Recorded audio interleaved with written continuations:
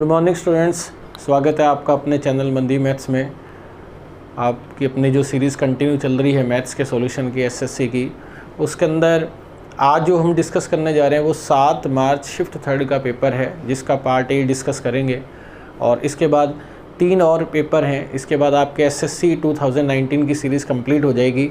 ये जो एग्ज़ाम अपने डिस्कस कर रहे हैं, इसका करवाने का मेन एक ही कारण है कि आपको ये पता लगे कि क्वेश्चन एग्ज़ाम में जो स्टूडेंट उसे कैसे सोचता है, जबकि उसका एग्ज़ाम में कैसे करना होता है। कितने कुछ ही बातें होती हैं सिर्फ जो लिखनी होती हैं, जो रिक्वायरमेंट है। अगर बहुत सारे क्वेश्चन ऐसे हैं जो आप डायरेक्ट कर सकते हैं, वो जब आप इसके सॉल्यूशन देखोगे तभी आप सीख पाओगे, आप अपने लेवल पे नहीं सीख पाओगे। उसी सीरीज़ को कंटिन्यू करते हुए देखिए आप क्वेश्चन नंबर फर्स्ट क्या है। क्वेश्चन में क्या लिखा है, पहले ही क्वेश्चन आपका डीआई का है। ये कह रहा है कि यदि राज्य बी के लिए गरीबी रेखा से ऊपर की जो मेल है वो 2.5 मिलियन है, तो कुल जनसंख्या आपको बतानी है बीपीएल से ऊपर। देखो आप टेबल पढ़ो, आप बी की कुल जनसंख्या कितनी दे रखी है, बी परसेंटेज है तो 100 लेंगे। बीपीएल से नीचे वाले कितने हैं, 25%। बीपीएल से नीचे वाले हैं 25%, पूछा आपसे ऊपर है तो मतलब 75% की बात जो क्वेश्चन में दिया वो 75% का होगा। बीपीएल से ऊपर वाला जो देखो आप जो रिलेशन दे रखा है बी का, बिलो पॉवर्टी लाइन से ऊपर वाले जो नंबर है, मेल और फीमेल का जो रेशो है वो कितना दिया हुआ है, देखो आप पढ़ो, उसमें कितना है 2:3। ये कह रहा है इन मेल की जो संख्या है वो कितनी है, इससे ऊपर वो 2.5 मिलियन है। 2 का जो रिजल्ट है वो आपका कितना है, 2.5 मिलियन। तो यहाँ से 5 का रिजल्ट देखते हैं क्या है। 5 रेशो की अगर बात करें, इसको कितने से मल्टीप्लाई करना पड़ेगा, 1.25 से। जैसे आप 1.25 से मल्टीप्लाई करोगे तो ये 6.25 मिलियन हुआ। ये 6.25 मिलियन जो नंबर बता रहा है ये 100 में से 75% का है, क्योंकि 25% तो नीचे दे रखा है देखो आप। तो ये नंबर कितना हुआ, 75% का। तो टोटल पूछा है, मतलब 100% पूछा है आपसे। इसका मतलब ये वाला जो नंबर आपको दे रखा है ये कितने का है, 75%। ये वैल्यू है 75% की, 6.25 मिलियन। टोटल पूछा, टोटल कितना हुआ, 100%। देखो 100% कैसे निकालेंगे, यहाँ तो आप 1% निकाल लो यहाँ से। यहाँ आप देखो कि 75% में अगर इसका 1/3 ऐड कर दें तो 100% होगा। 1/3 ऐड कर दें, देखो आप 1/3, तो इसका 1/3 ऐड करो आप। ये कितना हुआ, 3 × 2 6, 8 × 24, तो लगभग 0.8 हो गया। जब आप ऐड करोगे आपका जो आंसर आएगा वो 8.33 के आसपास आएगा। इसका मतलब आपका जो आंसर आएगा वो आएगा आपका 1.3 मिलियन। तो जब आपने ऑप्शन देखा तो ऑप्शन एक भी ऐसा नहीं है जो आपका 1/3 मिलियन का है। जब आप इसके आंसर की देखोगे एग्ज़ाम के अंदर, ये क्वेश्चन का जो ऑप्शन है वो गलत दे रखा था, शायद सेकंड दिया था, जबकि राइट जो है वो 1/3 मिलियन है। इस कंडीशन में आप कोई भी कर दो आप तो वो बोनस तो हो ही जाएगा। 1/3 मिलियन इसका आंसर है, जबकि ऑप्शन में 2/3 और 1/2 दे रखा है। क्लियर। नेक्स्ट क्वेश्चन आपका टाइम वर्क से रिलेटेड है। ए किसी काम को 6 दिन में, बी इसे 9 दिन में, ये दोनों मिलकर जब सी इनके साथ मिल जाता है तो ये 3 दिन में पूरा कर देते हैं। आपको सी बताना है क्या है। बेसिक सा क्वेश्चन है। ए किसी काम को कितने दिन में करता है, 6 दिन में। बी करता है इसे 9 दिन के अंदर। जब ये सी के साथ मिलते हैं, मतलब ए बी और सी, तो काम कितने दिन में पूरा हो जाता है, 3 दिन में। तो आपको सी की इन्फॉर्मेशन बतानी है। देखो आप क्या है, सबसे पहले आप इसका एलसीएम लो। ये रिजल्ट आपसे पूछा, इसका एलसीएम ले लो आप। अपने कोई ऐसा काम मान लेंगे जो 6 से भी डिवाइड हो, 9 से भी और 3 से, मतलब इनका मल्टीपल, इनका गुणज, मतलब इनका एलसीएम कितना हुआ, 18। अगर ये 18 पेज टाइप करता है 6 दिन के अंदर, तो पर डे कितना करता है, 3। ये कितना करता है, 2। और ये कितना करते हैं, 6। अब आप दिमाग लगाओ कि ए और बी तो करते हैं 3 और 2 5, तीनों मिलकर करते हैं 6। तो इसका मतलब सी का जो रोल है, सी का यहाँ से अगर रोल देखें तो सी का रोल कितना हुआ, 1। सी कितना पेज टाइप करता है, 1। क्लियर।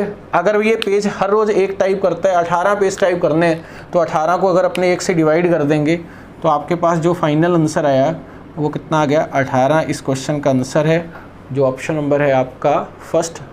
Next question. इस क्वेश्चन में आपको क्या बताना है, ब्याज का एवरेज बताना है। देखो आप इंटरेस्ट ऑन लोन देखो आप क्या है, 23.5, 30, 40, 35, 45। अगर नॉर्मल नंबर है तो सबको जोड़कर अपने 5 से डिवाइड कर देंगे। नीचे से स्टार्ट करता है, देखो क्या है, 45 में 35 जोड़ा 80, 80 में 40, 120, 30 150 और 23 जोड़ दिया आपने 173। 173.5, इसको अपने को कितने से डिवाइड करना है, 5 से। 5 से डिवाइड करो आप, 5 इंटू 3 कितना हुआ, 15, 2 और 3, 5 इंटू 4 20 और 5 इंटू 7 35। आपका आंसर कितना आ गया, 34.7, ऑप्शन नंबर 3। नॉर्मल सा क्वेश्चन है। नेक्स्ट क्वेश्चन, ये क्वेश्चन रेशियो का है, बहुत नॉर्मल सा क्वेश्चन है। टोटल स्टूडेंट्स कितने दे रखे हैं, 65, और इसमें गर्ल्स हैं 35, बॉयज़ और गर्ल्स का रेशियो बिल्कुल जीरो लेवल का क्वेश्चन है। देखो आप, बॉयज़ और गर्ल्स का रेशियो बताना है। गर्ल्स कितनी है इसके अंदर, गर्ल्स हैं 35, अगर 35 लड़कियां हैं, टोटल हैं 65, तो इसका मतलब लड़के कितने हुए, 30। रेशियो बना दो आप, 5 से कट गई 6 और 7, इसका आंसर कितना आ गया, 6 और 7, ऑप्शन नंबर है आपका B, zero level question. Next, ये क्वेश्चन भी आपका परसेंटेज का है, बहुत नॉर्मल सा है। दी गई संख्या को 25% तक बढ़ाने के लिए संख्या को किससे मल्टीप्लाई करें, बहुत नॉर्मल सा। देखो आप, 25% बढ़ाना, 25% बढ़ाने का मतलब 1/4 इंक्रीज़। इसका मतलब क्या हुआ कि स्टार्टिंग में नंबर आपके पास क्या था, 4, 1 बढ़ाया, तो आप इसे कहाँ पे ले जाना चाह रहे हो, 5 पे। अब ये कह रहा है कि 4 को किस से मल्टीप्लाई करें कि 5 आ जाए। देखो, जो चाहिए वो मल्टीप्लाई, 5 चाहिए, 4 नहीं चाहिए, 4 से डिवाइड। जो चाहिए वो मल्टीप्लाई, जो नहीं चाहिए वो डिवाइड। इसका मतलब आपका जो आंसर हुआ वो कितना हुआ, 5/4 इस क्वेश्चन का आंसर है, option number B. Next question आपका ट्रिग्नोमेट्री से रिलेटेड है। आपको ये एक्सप्रेशन दे रखे हैं, रिजल्ट आपसे पूछा है। देखो आप इसके ऑप्शन रीड करो। ऑप्शन में देखो √3 और √2 भी आ रहा है, मतलब ये वैल्यू 30 डिग्री 60 और 45 पे चेक कर सकते हैं। 45 अगर देखें तो 1 और 1 2, लेकिन यहाँ रिजल्ट 45 अगर 2 होगा तो ये 1 होना चाहिए, लेकिन ये क्या होता है, √2। तो अपने वैल्यू पुट करके देखते हैं। 30 डिग्री अगर रखें इसके अंदर, 30 डिग्री वैल्यू अगर पुट कर दें इसमें, तो कोण 30 कितना होता है, tan 60 √3, और tan 30 1/√3। 3 और 1 कितना हुआ, 4, और ये कितना आ गया, √3। 30 डिग्री रखो आप। sec 30 cos 30 का उल्टा होता है, cos 30 sin 60 के बराबर है, 2/√3 का उल्टा 2/√3 × 2। इसका मतलब ये रिजल्ट जो है वो 30 डिग्री पे सेटिस्फाई है। क्लियर। अब tan 60 का जो रिजल्ट है, tan 60 जो होगा, अगर आप 30 डिग्री यहाँ रखोगे तो ये रिजल्ट कितना हो गया, 60 डिग्री। ये भी कितना हुआ, 60, ये कितना हुआ, 30, और ये भी कितना हुआ, 30। tan 60 होता है √3 और कोट 60 होता है 1/√3, क्योंकि वो tan 30 के बराबर होगा। माइनस sec 30 जो है वो होता है cos 30 का उल्टा। cos 30 होता है sin 60, मतलब √3/2 का उल्टा 2/√3। cosec 30 sin 30 का उल्टा है sin 30 1/2, तो ये कितना हुआ, 2। अब आप इसे देखो, इसे अगर अपने अरेंज करें, √3 तो आ गया एलसीएम, ये आ गया आपका 3 - 2 और 3 - 2 कितना हो गया, 1/√3, और ये नंबर हो गया आपका 2√3 + 1/√3। क्लियर है। √3 तो इसका ऊपर चला जाएगा और ये आ गया नीचे, और इसका जो ऑप्शन है √3 - 1। एक सेकंड रुको आप, √3 ऊपर चला गया, यहाँ देखो आप, ये चला गया ना, ये क्योंकि फ्रैक्शन को फ्रैक्शन से डिवाइड करेंगे। √3 और ये कितना हो गया, 2√3 + 1। इसको मैंने लिखा है पहले, देखो ये कट गया आपस में। अब ऐसा कोई ऑप्शन तो नहीं है, इसका मतलब ये रैशनलाइज होगा, परिमेयकरण जिसे बोलते हैं। ये कितना हो गया, 2√3 + 1, किससे मल्टीप्लाई करेंगे, 2√3 - 1 से, 2√3 - 1 से 2√3 - 1, तो ये आ गया 2√3 - 1। 4 × 3 12, -1 कितना हुआ, 11। फाइनल आंसर आ गया आपका 2√3 - 1/11, ऑप्शन नंबर है आपका सी। थोड़ा सा मतलब 30-35 सेकंड का क्वेश्चन है ये, यहाँ से आप डायरेक्ट कर सकते हैं सीख के। क्लियर। नेक्स्ट क्वेश्चन, ये क्वेश्चन आपका जो है ये टाइम स्पीड डिस्टेंस से है, बोर्ड स्ट्रीम से है। ये कह रहा है 3 km/h की गति से चलने वाली धारा, मतलब स्पीड ऑफ स्ट्रीम, एक मोटर बोट 12 किलोमीटर धारा के विरुद्ध जाती है, अपोजिट डायरेक्शन में जाती है, जिसे आप अपस्ट्रीम भी कहते हो, और 60 मिनट के अंदर वापस उस जगह पे आ जाती है, मतलब 1 घंटे के अंदर जाके वापस आ जाती है। तो आपको बताना कि पानी की स्पीड, पानी में मोटर बोट की स्पीड क्या है। देखो आप अगर अपने टी देखें, टी जो होता है वो होता है d/s। टाइम जो होता है वो क्या होता है, डिस्टेंस अपॉन स्पीड। डिस्टेंस कितना है, 12 किलोमीटर जाके वापस आया, 12 किलोमीटर जाना और 12 किलोमीटर वापस आना। तो D/S, S क्या है, अगर आप DS में जाओगे तो दोनों आपस में जुड़ेंगे डाउन स्ट्रीम धारा की दिशा में, आपकी स्पीड और पानी की स्पीड ऐड हो जाएगी। आपकी स्पीड कितनी है, क्वेश्चन में आपकी स्पीड तो निकालनी, आपकी मतलब मोटर बोट की स्पीड, उससे मान लेंगे x, ये हो गया x। और पानी की स्पीड कितनी है, पानी की दे रखी है 3, शुरुआत में 3 दे रखे। जब आप क्रॉस करोगे वापस अपोजिट डायरेक्शन में आओगे तो यहाँ माइनस होगा, आने जाने में समय लगता है 60 मिनट, 60 मिनट का मतलब 1 आवर। ये एक्सप्रेशन आपको दे रखा है, यहाँ से x का मान निकालना है आपको। क्या कैसे करेंगे देखो, आप समझना, आपको यही तो समझना है कैलकुलेशन कैसे करनी है। अब आप देखो कि 12 इसका एलसीएम आ गया, एलसीएम सॉरी कॉमन, 12 तो आ गया कॉमन। यहाँ क्या बचा 1/x + 3, 1/x - 3, तो यहाँ एलसीएम में दोनों आ गया x + 3 और x - 3। 12 तो कॉमन ले ही लिया, ये नंबर यहाँ चला जाएगा, ये यहाँ आ गया x - 3 + x + 3, ये हो गया 1। अब आप देखो ये आपस में कट गया, ये हो गया x² - 9, क्रॉस मल्टीप्लाई हो जाएगा, ये इधर आ गया, ये हो गया आपका x² - 9 और ये कितना है 2x से मल्टीप्लाई किया 24x। हमें पता है कि द्विघात समीकरण में सबसे पहले x की मैक्सिमम पावर, फिर x, फिर कांस्टेंट और राइट साइड 0 लिखते हैं। इसका मतलब इसको शिफ्ट करेंगे इधर, जब आप इसे इधर शिफ्ट करोगे तो ये नंबर बन जाएगा आपका x² - 24x - 9 = 0। अब आप देखो कि जब इसे सॉल्व करोगे, इसके फैक्टर देखो, ऐसे दो नंबर जिनको ऐड करें तो -24 और मल्टीप्लाई करें -9x², तो ऐसा कोई नंबर नहीं है। तो इसका मतलब इस क्वेश्चन को आप कैसे करेंगे, इस क्वेश्चन को करेंगे अपने क्वाड्रेटिक फार्मूले से। क्वाड्रेटिक फार्मूले से क्या है, वो फार्मूला क्या होता है, अगर आपको ध्यान हो कि अगर कोई भी क्वेश्चन अगर ax² + bx + c = 0 की फॉर्म में है, ये एक्स्ट्रा बता रहा हूँ मैं आपको, यहाँ से x का मान कैसे निकालते हैं, -b + -b² - 4ac का √/2a। ये करना ही पड़ेगा, आप ऐसे तो आप डायरेक्ट कैसे बता दोगे। आप देखो ऑप्शन भी अंडर रूट में दे रखे हैं, यहीं से तो आएंगे वो। इसमें क्या करना है, a जो होता है वो x² का कोफिशिएंट है, b जो है वो x का है और c कांस्टेंट है। अब आप देखो कि x की अगर वैल्यू लिखें यहाँ से x -b, माइनस b कितना हुआ -24, ये कितना होगा 24, प्लस -b² 24 का स्क्वायर 4ac, a क्या है 1, ये हो गया आपका 1 और c माइनस के 9 है तो ये हो गया प्लस के 9 अंडर रूट में अपॉन 2a। अब आप देखो 24 का स्क्वायर प्लस कितना हुआ 36। अब यहाँ बच्चा क्या करता है, यहाँ तक तो कर लेता है वो, पहली बात तो देखो यहाँ भी वो कुछ ना कुछ एक्स्ट्रा 1-2 स्टेप लिखता होगा। दूसरा इस जगह पर वो इसे सॉल्व करता है। अब आप इसके ऑप्शन पढ़ो, आप सिर्फ ये वाला नंबर देखो, ये वाला ऑप्शन में पहले नंबर में 12 आना चाहिए। देखो 2 × 2 पहला ऑप्शन पढ़ो 4 गलत, दूसरा 2 × 4 8 गलत, तीसरा 3 × 4 सही, चौथा 3 × 2 6 गलत। इसका मतलब इसका जो आंसर होगा वो ऑप्शन नंबर आपका कौन सा होगा, सी। इसकी ज़रूरत ही नहीं हमें, जब आप इसे सॉल्व करोगे तो आपका रिजल्ट कंप्लीट रूट 17 में शो करेगा। ये मतलब यहाँ से हमें आइडिया लग गया कि आपका जो पहला जो रिजल्ट है वो कितना होना चाहिए, 12। क्लियर है। इस तरीके से आपको क्वेश्चन सॉल्व करना है। जब फैक्टर नहीं होते तो इस तरीके से क्वेश्चन सॉल्व किया जाता है। क्वाड्रेटिक को सॉल्व करने के 3 तरीके हैं, या तो आप फैक्टर कर लो, या आप क्वाड्रेटिक फार्मूला लगा दो, या कंप्लीटिंग द स्क्वायर मेथड होता है, जो टॉपिक वाइज जब चलेगा तब बहुत डिटेल में आपको समझाया जाएगा। ये नेक्स्ट क्वेश्चन, एक क्वेश्चन फिर आपका डीआई का है। डीआई के 3 या 4 क्वेश्चन आ रहे हैं। उस क्वेश्चन में लिखा है कि 50,000 लोगों में 35 वर्ष से कम आयु वाले लोगों की संख्या बतानी क्या है। देखो उसको पढ़ो। 0 से 15 में कितने दे रखे हैं, 31, 15 से 25 में 5.25 और 25 से 35 में 14.25। इसका मतलब 35 से कम वाले अपने को लेने, तो पहले 3 का ही टोटल करेंगे।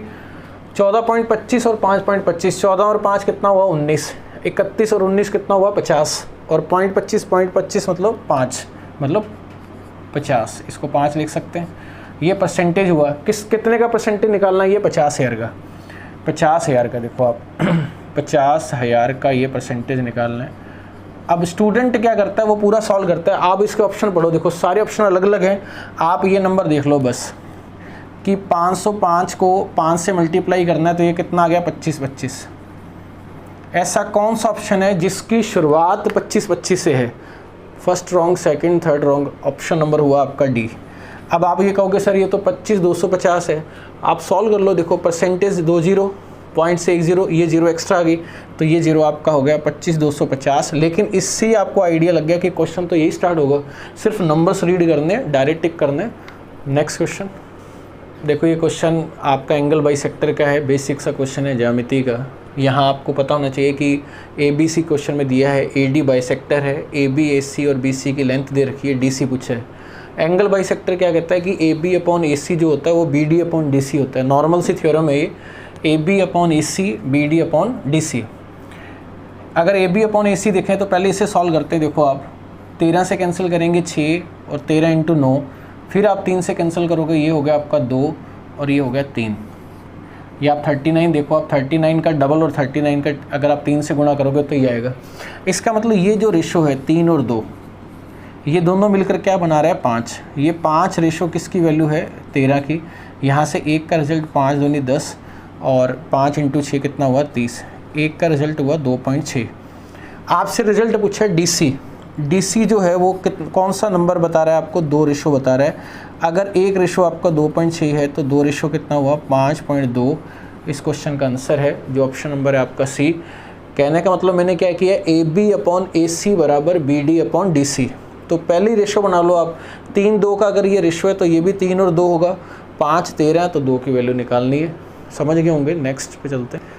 देखो ये क्वेश्चन आपका एवरेज का है और बहुत ही नॉर्मल सा क्वेश्चन है, ऐसा पहले भी आया हुआ है कि टोटल स्टूडेंट कितने 90, A और B के मैथ्स में उनका एवरेज 49 है। विद्यार्थियों की संख्या की अगर बात करें तो A में विद्यार्थियों की संख्या B की तुलना में 25% अधिक है। देखो 25%, अगर मैं नंबर्स की बात करूँ, नंबर्स की 25% का मतलब हुआ 1/4 B की तुलना में। अगर यहाँ कितने हैं 4, तो 1/4 अधिक है, तो इसका मतलब ये नंबर 1 ज़्यादा हुआ, तो ये कितना हुआ 5। ये दोनों मिलकर 9 जो है, टोटल नंबर कितना है 90। देखो आप 9 अगर 90 है तो 10 गुना पे बात करेंगे, इसका मतलब ये नंबर हुआ 50 और ये हुआ 40। आपने नंबर्स कवर कर लिए। अब अपने बात किसकी कर रहे हैं, एवरेज की। क्वेश्चन में एवरेज में क्या लिखा हुआ है, B का जो एवरेज है वो A की तुलना में 20% कम है। देखो हिंदी में कम लिखा हुआ है, इंग्लिश में पढ़ो आप 20%, मोर देन 20% है, इंग्लिश वाला राइट है आपका। 20% का मतलब कितना हुआ 1/5। B का A की तुलना में, अगर ये 5 है, ये 5 है तो ये ज़्यादा है, इससे 1 ज़्यादा है, तो इसका मतलब ये कितना हुआ 6। क्लियर है, एवरेज की बात कर रहे हैं। अब आप बताओ कि अगर अपने नंबर्स को एवरेज से मल्टीप्लाई कर दें, जैसे मान लो 50 लोग हैं, हर कोई व्यक्ति 5 रुपये कमाता है, तो टोटल कितना कमाएगा 250 रुपये। तो इसका मतलब यहाँ अगर टोटल की बात करें तो यहाँ जो रिजल्ट आएगा नंबर्स इंटू एवरेज हमेशा टोटल होता है। ये कितना हुआ 250 और यहाँ कितना टोटल हुआ 240। अगर इन दोनों का टोटल करें तो ये कितना हुआ 490। ये 490 किसके बराबर होगा, नंबर्स इंटू एवरेज। एवरेज कितना दे रखा है, पहली लाइन पढ़ो। देखो टोटल नंबर कितने 90 और एवरेज कितना है 49, तो 49 इंटू 90 हो गया। 49 से 49 कट गया, 0 से ये वाला 0 कट गया, तो 1 रेशो यहाँ से आ गया 9। 1 रेशो का मान कितना आ गया 9। क्वेश्चन में पूछा है A का एवरेज बताना है। A का एवरेज मतलब इस 5 की वैल्यू आपसे पूछी है। अगर आप 5 का रिजल्ट लेके आना है आपको, अगर आप इसको 9 से मल्टीप्लाई कर दोगे, आपका जो आंसर आएगा वो आएगा 45। क्वेश्चन का आंसर है, ये पहले भी अपनों ने किया हुआ है, option number first. Next question आपका प्रॉफिट लॉस से रिलेटेड है। एक आदमी ने 2 गिफ्ट 30 रुपये में बेचे, प्रत्येक को 30 रुपये में बेचा है, 30 रुपीज़ ईच। एक पर उसने 18% का प्रॉफिट और दूसरे पे 18% का लॉस कमाया। तो आपको ओवरऑल प्रॉफिट और लॉस बताना है, परसेंटेज में नहीं है, वो रुपये बताने कितने। देखो पहली बात तो आप ये समझो कि अगर किसी वैल्यूज़ का, ये इंपॉर्टेंट पॉइंट है, अगर कोई भी आप 2 वैल्यू के बारे में बात करते हैं, अगर उनका सेलिंग प्राइस सेम है, अगर उनका विक्रय मूल्य सेम है और प्रॉफिट और लॉस की वैल्यू भी अगर सेम है, जैसे 18%, तो उस केस के अंदर हमेशा लॉस होता है। उस केस के अंदर हमेशा क्या होगा, लॉस होगा। इसका मतलब आपका जो ऑप्शन है बी और डी तो हुआ रिजेक्ट, मतलब आपका आंसर या तो ए है या सी है। और वो जो लॉस होता है, वो जो नंबर आपको परसेंटेज का दे रखा है उसके स्क्वायर में 18% दे रखा है, इसके स्क्वायर में 100 का भाग देने पर आएगा। ये लॉस जो हुआ माइनस लॉस को बता रहा है, तो ये लॉस हुआ माइनस का 3.24%। देखो कैसे, मान लो आपने 2 टेलीविज़न खरीदे, उसको 4 लाख रुपए में बेचा आपने, 4 लाख में 40,000 में बेचा। मान लो एक पर 10% का प्रॉफिट, दूसरे पे 10% का लॉस हुआ, तो आप ये बता दो कि ओवरऑल 10 का स्क्वायर 100/100 मतलब 1% का लॉस। 40 है तो 1600/100 मतलब 16% का लॉस। अगर सेलिंग प्राइस सेम है तो इसका मतलब इतने का आपको लॉस हो रहा है। अब आप सोचो कि अगर लॉस हो रहा है तो स्टार्टिंग में वैल्यू कितनी की रही होंगी, 100 की।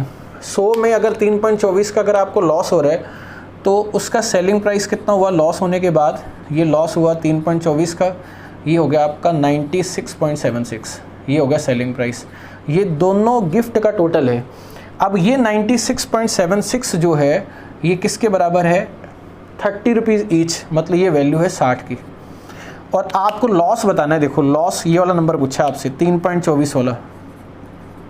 आप देखो अब अपने प्रॉफिट वाला फर्स्ट और आपका बी और डी तो रिजेक्ट हो ही गया था। अगर ये नंबर देखना है, देखो आप ध्यान से देखो, आप अगर मैं इसको 30 से डिवाइड कर दूं, क्योंकि 30 × 3 90 और 30 का 0.2 अगर अपने 25% देखें तो लगभग 7 हो गया ये, तो लगभग में आएगा आंसर। इसका मतलब इसको अगर अपने 30 से डिवाइड कर दें तो हमारे पास आंसर आ जाएगा। अगर आप इसको 30 से डिवाइड करोगे तो आपका जो आंसर आया वो आया 2 रुपये लॉस को शो करेगा, जो लगभग में है, एग्जैक्ट आंसर नहीं है ये। तो 2 रुपीज़ लॉस ऑप्शन नंबर हुआ फर्स्ट। इस तरीके से करना है। देखो ये चीज़ तो आप मौखिक कर सकते थे, आपको सिर्फ एग्ज़ाम में ये लिखना था, बस ये पॉइंट एग्ज़ाम में सिर्फ ये लिखना था। क्लियर है? नेक्स्ट क्वेश्चन पे चलते हैं।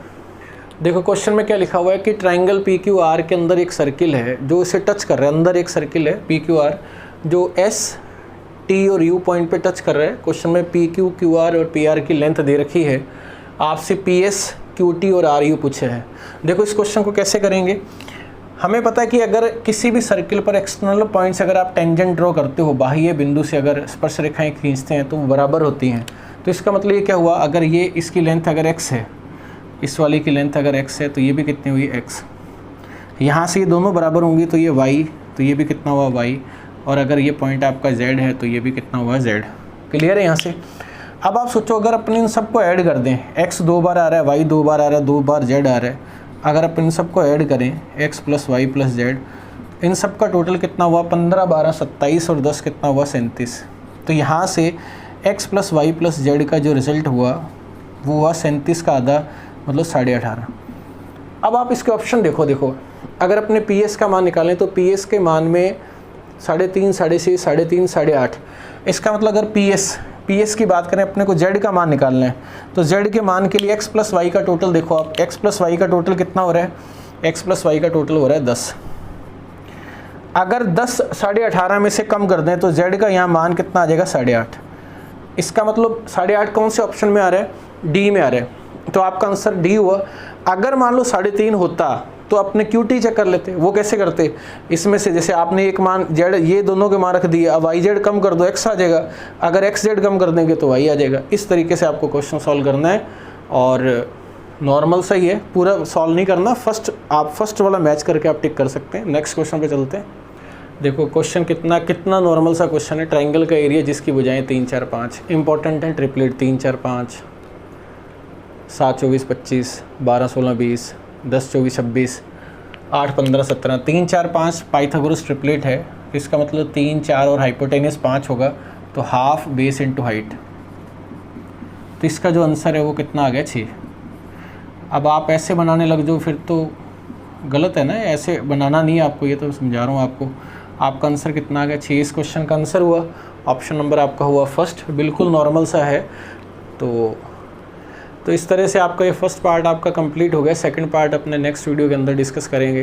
तो क्योंकि एक आइडियल मैंने देखा है कि 25-30 मिनट का ही सही रहता है, क्योंकि ज़्यादा आप लोग पढ़ते भी नहीं हो भाई, क्योंकि कई बच्चे हैं वो अगर देखा जाए तो कोई 5 मिनट पढ़ लिया, 10 मिनट पढ़ लिया।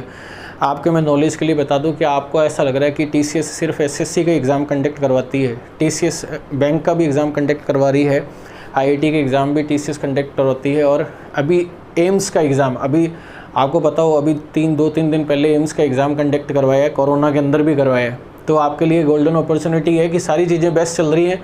जो बच्चा बार बार कंटिन्यूटी के साथ पढ़ता गया, कई बच्चों के मैं देखता हूँ कमेंट के अंदर, कई बच्चे डे 1 से लेकर आज तक रेगुलर है, और उनके किसी वीडियो के अंदर मैं नाम भी बताऊंगा कि कौन कौन से बच्चे हैं जो कंटिन्यू देख भी रहे हैं क्योंकि अगर वो देखते रहे तो जब एकदम वैकेंसी आएंगी, जब नॉर्मल हो जाएंगी चीज़ें, वैकेंसी का रिजल्ट तो आ ही रहे हैं कंटिन्यू, तो आप बहुत आगे भी बढ़ जाओगे। जो कंटिन्यूटी के साथ लगा रहा वही आगे कामयाब होगा। लोग जो इंतज़ार करते रहते हैं, कई तो बस नॉर्मल सिचुएशन होगी फिर हम जाएंगे, नॉर्मल कुछ नहीं होगा, ये मैं बता दूँ आपको। आपको सिर्फ ये अपनी तरफ से, ये कि अपनी तरफ से पूरी तैयारी रखो। आप जब भी एग्ज़ाम हो, अपने को एग्ज़ाम में बैठना है, बेस्ट देना है और अपनी तरफ से गवर्नमेंट जॉब लेनी है। इंतज़ार मत करो आप, कि कहते हैं ना इंतज़ार करने वालों को वही मिलता है जो संघर्ष करने वाले पीछे छोड़ जाते हैं। लाइफ में इंतज़ार नहीं करना चाहिए, हर दिन जैसे आज लास्ट डे, इस तरीके से अपना बेस्ट से बेस्ट जीना चाहिए कि जैसे आज लास्ट डे ही है, बस कभी इंतज़ार नहीं करना चाहिए। चलो कल मिलते हैं, ऑल दी बेस्ट।